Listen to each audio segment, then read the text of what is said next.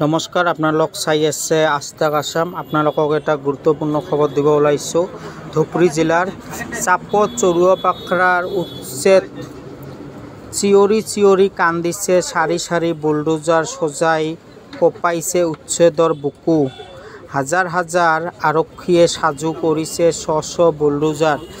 এতিয়াই চাপত চৰুৱাপাখাত কান্দনৰ ৰোল। হয়, ধুবুৰী জিলাত চাপৰ চলিব অসমৰ ইতিহাস বৃহৎ উচ্ছেদ। হাজাৰ হাজাৰ আৰক্ষীয়ে সৰ্বসজা কান্দি টালি টপলা বান্ধি এৰিছে ভূমি উচ্ছেদ। যিহেতু আজি অন্তিম সময় বান্ধি দিছিলে জিলা প্ৰশাসনে, যিকোনো মুহূৰ্তত ৪,০০০ বিঘা ভূমি চলিব বৃহৎ উচ্ছেদ। হয়, অসমৰ ইতিহাস আটাইতকৈ বৃহৎ উচ্ছেদ। এই মানুহে কান্দি ভাঙি পৰিছে।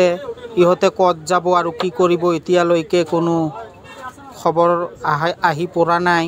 ইতিমধ্যে কোনো বিধায়ক সাংসদ উপস্থিত হোৱা নাই ঘটনাস্থলীত। মানুহে তিলে তিলে গঢ়ি তোলা ঘৰ, সপোনৰ ঘৰ আজি ভাঙি গোটেই যোৱাৰ বাধ্যত পৰিলক্ষিত হৈছে।